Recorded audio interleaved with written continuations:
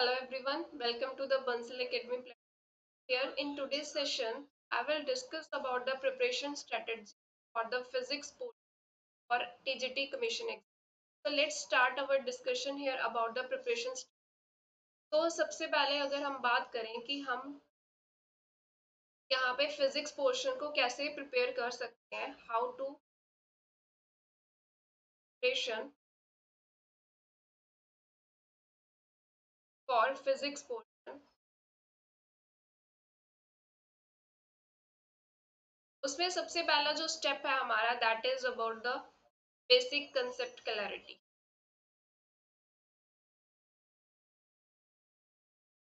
तो जो फिजिक्स में जो भी टॉपिक्स हमें पढ़ने हैं, ठीक है, डिफरेंट जो यूनिट्स हमें पता है सिलेबस में प्रेजेंट है, जो हमारा सिलेबस है, ठीक है, उसमें जो भी डिफरेंट यूनिट्स है, यूनिट्स के जो डिफरेंट कंसेप्ट्स हैं, वो सभी टॉपिक्स हमें क्या करने हैं, अच्छे से कंसेप्ट बिल्डअप करने।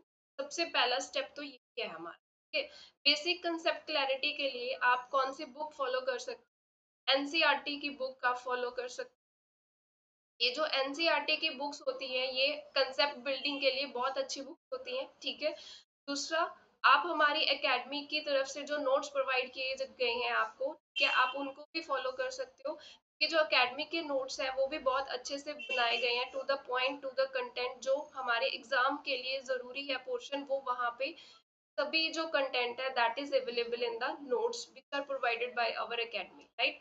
तो ये जो बेसिक कंसेप्ट्स होते हैं, इनकी क्लैरिटी होनी बहुत जरूरी है, क्योंकि बेसिक कंसेप्ट्स में क्या आ जाएगा कि जो जैसे आप कोई भी कंसेप्ट पढ़ रहे हैं, जैसे मैं एग्जांपल लूं, आपने पढ़ा कंसेप्ट स्ट्रेट लाइन,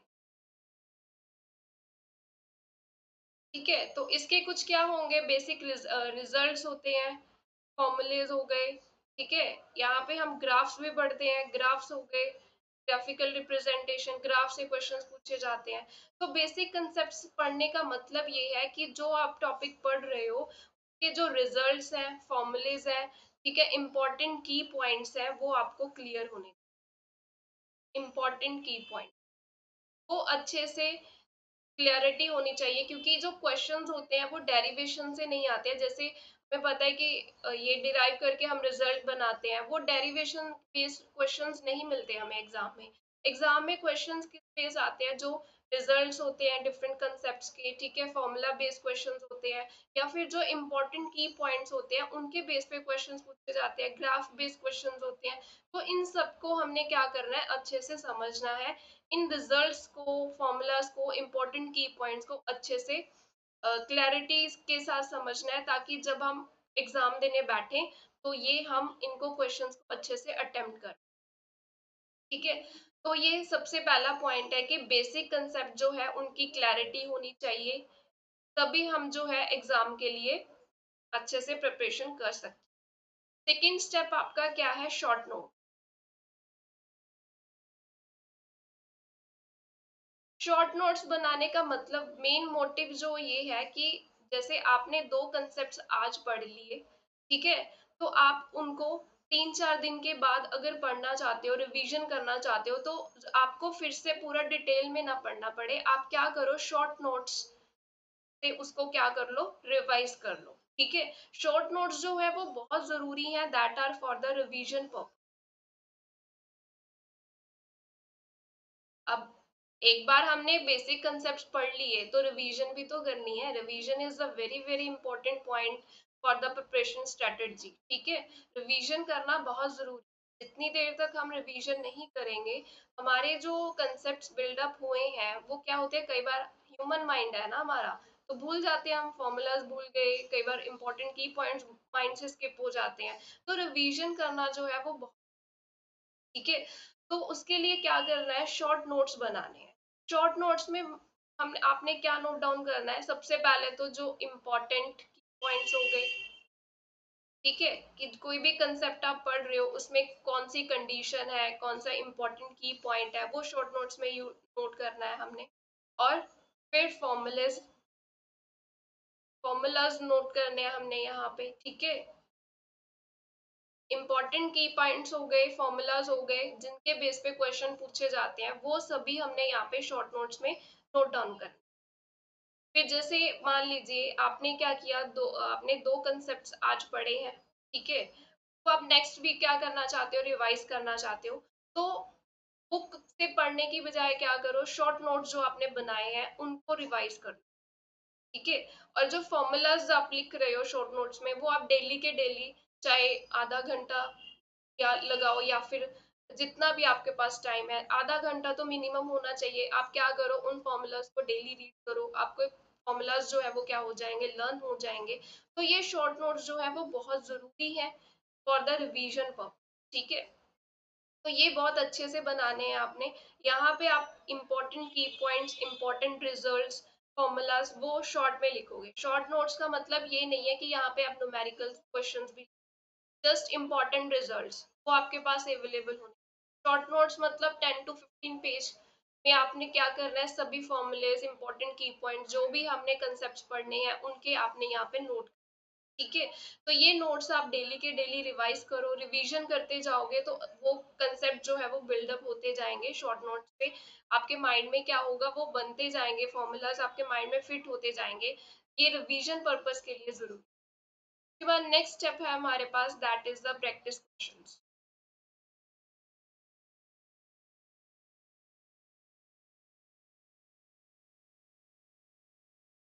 प्रैक्टिस, जो क्वेश्चंस की प्रैक्टिस करना है वो बहुत इंपॉर्टेंट पॉइंट है हमारा। अगर हम कोई भी एग्जाम देने जा रहे हैं तो प्रैक्टिस तो हमें करनी पड़ेगी ना क्वेश्चंस की, तभी हमें पता चलेगा कि हमें एग्जाम में कैसे अपना टाइम मैनेजमेंट करना है, कैसे हमने अपनी परफॉर्मेंस देनी है हमारे एग्जाम में। ठीक है, तो उसके लिए हम क्या करेंगे, प्रैक्टिस जो है क्वेश्चंस की। तो जो प्रैक्टिस क्वेश्चन के लिए आप कौन सी बुक फॉलो कर सकते हो, दिनेश की। ठीक है, एसके पब्लिकेशन अंडर अवेलेबल होती हैं, और उनमें ये क्वेश्चंस जो है वो बहुत अच्छे दिए होते हैं प्रैक्टिस के लिए। दूसरा, आप असाइनमेंट्स जो एकेडमी की तरफ से प्रोवाइड की गई हैं आपको, आप उन क्वेश्चंस को प्रैक्टिस कीजिए, असाइनमेंट्स। ठीक है, तो जितनी क्वेश्चन प्रैक्टिस करोगे आप, आपको पता चलेगा कि एग्जाम में जब आप बैठो तो आप क्वेश्चन को अटेम्प्ट कैसे करें। क्योंकि हमें ये भी तो सीखना है कि हम कैसे डील करें, how to deal a question. ठीक है, या फिर क्वेश्चन को सॉल्व करना है हमने, ठीक है, उसको कैसे अप्रोच करें, how to approach a question, ये भी तो सीखना पड़ेगा ना हमें, तभी तो हम एग्जाम में अच्छा परफॉर्म कर पाएंगे। अप्रोच ए क्वेश्चन। ठीक है, तो उसके लिए क्वेश्चन प्रैक्टिस तो बहुत ही जरूरी है। उसके लिए आप ये बुक फॉलो कर सकते हो, एसके पब्लिकेशन अंडर दिनेश की बुक आती है न्यू मिलेनियम की। ठीक है, वहां पे क्वेश्चन, उस बुक में क्वेश्चन जो है बहुत अच्छे दिए गए होते हैं प्रैक्टिस के लिए, क्वेश्चन प्रैक्टिस वहां पे आप कर सकते हो। और जो असाइनमेंट्स हम प्रोवाइड करवाते हैं आपको, आप उनमें से क्वेश्चन प्रैक्टिस करो। और उसके आगे आप पीवाईक्यूज जो है वो भी जो है अटेम्प्ट कर सकते हो। ठीक है, क्वेश्चन प्रैक्टिस करने का मेन मोटिव क्या है, हमें पता चलता है कि हमने कैसे क्वेश्चन को अप्रोच करना है। ठीक है, पेपर में क्या होता है, एग्जाम में आपके पास जो क्वेश्चन लेवल होता है वो कैसे लेवल के क्वेश्चन आते हैं, एक तो इजी हो गए, ठीक है, एक मॉडरेट लेवल हो गया, एक हमारे पास आ गए हार्ड और ट्रिकी क्वेश्चंस आ गए। ये 3 टाइप के क्वेश्चंस आपको देखने को मिलेंगे। इजी क्वेश्चंस क्या होते हैं, जैसे डायरेक्ट फॉर्मूला बेस्ड क्वेश्चन हो गए, आपको फॉर्मूला पता है, आप जस्ट उसमें डाटा फिल करो, आपका रिजल्ट मिल जाएगा आपको। ठीक है, मॉडरेट क्वेश्चन जो है इन पे हमने ज्यादा फोकस करना है। ठीक है, कि इसमें मॉडरेट लेवल के क्वेश्चन का मतलब क्या है, कि यहाँ पे कुछ ना कुछ कंसेप्ट बेस्ड क्वेश्चन पूछे जाएंगे, डिपेंडेंसी बेस्ड क्वेश्चन पूछे जाएंगे। ठीक है, या कुछ सॉल्व करना पड़ेगा आपको, ऐसे निकालना पड़ेगा फॉर्मूला में फिल करके, डिपेंडेंसी चेक करनी पड़ेगी, ग्राफ बेस्ड क्वेश्चन पूछे जाएंगे। ठीक है, तो ये मॉडरेट लेवल के क्वेश्चंस को भी हमें डील करना सीखना पड़ेगा। तो वो तभी आ सकता है जब हम क्वेश्चन प्रैक्टिस करें। ठीक है, उसके बाद कुछ क्वेश्चंस आपको देखने को मिलेंगे जो ट्रिकी क्वेश्चंस होते हैं, हार्ड क्वेश्चन। हार्ड क्वेश्चन का ये मतलब नहीं है कि हाँ ये टफ होते हैं, एक्चुअली में कई बार क्या होता है कि एग्जाम में क्वेश्चन ऐसा आता है कि आप क्वेश्चन की स्टेटमेंट पढ़ रहे हो, बट आपको समझ ही नहीं लग रहा कि हाँ यहाँ पे इस क्वेश्चन को कैसे डील करें। ठीक है, तो वो कुछ क्वेश्चंस भी ऐसे देखने को आपको मिलते हैं एग्जाम में। तो एग्जाम में आप अच्छे से परफॉर्म तभी कर सकते हो अगर आप क्वेश्चन प्रैक्टिस जो है वो अच्छे से करो। ठीक है, क्वेश्चन प्रैक्टिस करने से एक तो आपको पता चलेगा कि आपने क्वेश्चन को अप्रोच कैसे करना। अगर अप्रोच क्लियर हो गई कि हाँ क्वेश्चन को डील कैसे करना है, कैसे अटेम्प्ट करना है, तो आपको थोड़ा सा आइडिया लग जाता है कि एग्जाम में जब आप बैठते हो तो आपको फिर डिफिकल्टी नहीं होगी क्वेश्चंस को अटेम्प्ट करने में। तो ये जो प्रैक्टिस क्वेश्चन है ये भी बहुत इंपॉर्टेंट हमारी स्ट्रेटजी का इम्पोर्टेंट पॉइंट है ये हमारा, ठीक है। प्रैक्टिस के बिना तो हम कुछ भी नहीं कर सकते। अगर कंसेप्ट पढ़ लिए हैं तो जितनी देर तक हम उसको अप्लाई नहीं करना सीखेंगे तो एग्जाम में परफॉर्म कैसे करेंगे, ठीक है। तो प्रैक्टिस क्वेश्चन भी जो है वो बहुत जरूरी, ठीक है। उसके बाद नेक्स्ट जो है इम्पोर्टेंट जो स्ट्रेटजी हमें बनानी है, ठीक है, उसमें नेक्स्ट जो इम्पोर्टेंट की पॉइंट है that is the time management,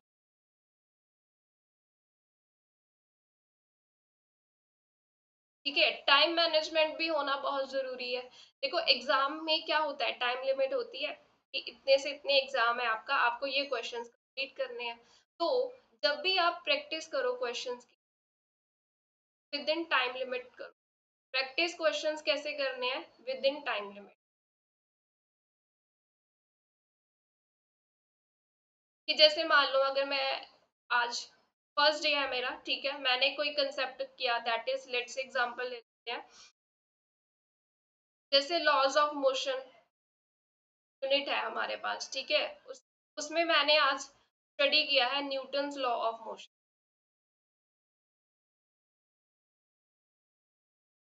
ठीक है। ये न्यूटन्स लॉ ऑफ मोशन पढ़ लिए, ठीक है, मोमेंटम कंजर्वेशन पढ़ लिया, जो भी इस यूनिट के कंसेप्ट हैं, ये दो टॉपिक मैंने आज पढ़ लिए, मोमेंटम कंजर्वेशन पढ़, ये मैंने आज टॉपिक पढ़े, ठीक है। फिर क्या करना है, ये जो कंसेप्ट्स हमने पढ़े हैं इनके क्या कर सकते हैं हम, प्रैक्टिस क्वेश्चंस कर,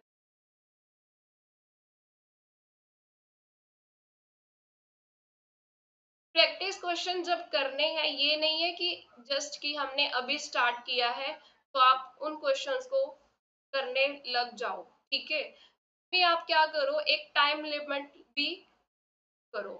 हाँ, मैंने 30 मिनट्स में इतने क्वेश्चन अटेम्प्ट करने हैं, या मैंने 1 आवर में इस कंसेप्ट के क्वेश्चन जो है वो इतने क्वेश्चन कंप्लीट। तो ये जो टाइम लिमिट लगा के हम प्रैक्टिस करते हैं, ठीक है, तो वहां पे क्या होता है कि एक तो हमारी स्पीड बन जाती है, ये कैलकुलेशन में स्पीड बन जाती है। स्पीड जो होती है वो भी बहुत जरूरी है कि किसी क्वेश्चन को आप अप्रोच तो कर रहे हो, अब आपने क्वेश्चन पढ़ लिया, आपको पता है कि ये क्वेश्चन अटेम्प्ट कैसे करना है, बट आप उसको जल्दी से भी तो सॉल्व करना चाहोगे ना, कि स्पीड बन जाएगी आपकी क्वेश्चन को सॉल्व करने की, कि हमने पूरा पेपर भी तो अटेम्प्ट करना, ठीक है। तो उसके लिए ये जरूरी है कि जैसे आप ये दो कंसेप्ट पढ़ रहे हो, आपने क्या किया, इसकी प्रैक्टिस क्वेश्चन की, आपने असाइनमेंट सॉल्व करना स्टार्ट कर दी। तो असाइनमेंट जब भी सॉल्व करो तो आप उसको एक टाइम लिमिट में सॉल्व करो, कि इतने टाइम लिमिट में मैंने इतने क्वेश्चंस अटेम्प्ट करने हैं इस असाइनमेंट, ठीक है। उससे क्या बेनिफिट मिलता है, एक तो स्पीड बन जाती है क्वेश्चन को सॉल्व करने की, दूसरा माइंड जल्दी से उसी स्पीड से काम कर रहा होता है, ठीक है। क्योंकि माइंड हमें बताता है ना कि हमने क्वेश्चन को, ये क्वेश्चन स्टेटमेंट पढ़ा, माइंड से ही हम सोचते हैं कि हमें ये पता चल गया कि ये क्वेश्चन ऐसे अटेम्प्ट करना। तो जब आप क्वेश्चन करोगे टाइम लिमिट में, आपकी स्पीड भी बन जाएगी, स्पीड तो बनेगी ही, तो आपका माइंड भी उसी स्पीड के साथ काम करने में लग जाएगा। तो वही जब यही चीज अगर आप एग्जाम में जब बैठोगे, आपको कोई डिफिकल्टी नहीं होगी, कि क्वेश्चन को डील करने में आपको कोई डिफिकल्टी नहीं आएगी। वहां पे आप सभी क्वेश्चंस को क्या करोगे, with the speed he solve करोगे, आपकी एक स्पीड बन जाएगी क्या, कि मैंने ये क्वेश्चन प्रैक्टिस की थी इतनी टाइम लिमिट में, तो यहाँ से आपको पता चल जाएगा कि आपकी स्पीड कितनी है क्वेश्चंस को सॉल्व करने, वो बहुत मैटर करती है, ठीक है। ऐसे तो है नहीं कि एक क्वेश्चन कर रहे हो उसको आप 10 मिनट लगा रहे हो, ठीक है, तो वो बहुत टाइम कंज्यूमिंग हो जाता है। तो टाइम भी वेस्ट नहीं करना है, हमने टाइम मैनेजमेंट भी करनी है एग्जाम में। तो कैसे करनी है, उसका सबसे अच्छा वे ये है कि जब आप कोई भी कंसेप्ट पढ़ रहे हो तो आप क्या करो, असाइनमेंट क्वेश्चंस उसके रिलेटेड आप सॉल्व कर रहे हो तो टाइम लिमिट में करो। टाइम लिमिट लगा के करते हैं तो स्पीड बन जाएगी, माइंड की वर्किंग भी वैसे ही होगी। तो जब एग्जाम में बैठोगे आपको कोई दिक्कत नहीं आएगी, आप क्या करोगे, क्वेश्चन पढ़ोगे और उसी स्पीड के साथ आप क्या कर रहे हो, क्वेश्चन कर रहे हो, और आपका माइंड भी उसी स्पीड से आपको रिस्पॉन्स कर रहा है कि हाँ इसके आगे ये करना है, इसके आगे ये करना है, माइंड की वर्किंग भी वैसी हो जाती है। तो time management is very important for the exam, ठीक है। तो ये हमारे चार जो मेन पॉइंट्स हैं प्रिपरेशन स्ट्रेटेजी के, वो बहुत जरूरी है। सबसे पहले तो concept clarity, then short notes, then practice question and time manage, right.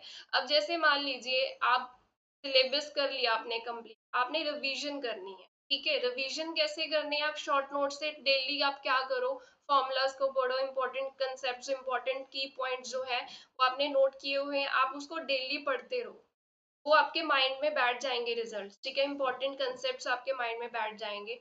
फिर प्रैक्टिस कैसे करनी है आपने, दैट कि जैसे मान लीजिए आपने एक यूनिट पढ़ लिया है, उसके इंपॉर्टेंट की पॉइंट्स आपने देख लिए कि ये है, फिर आप उसकी assignment questions practice with in time limit practice करो, जिससे आपकी स्पीड बन जाएगी क्वेश्चंस को डील करने की।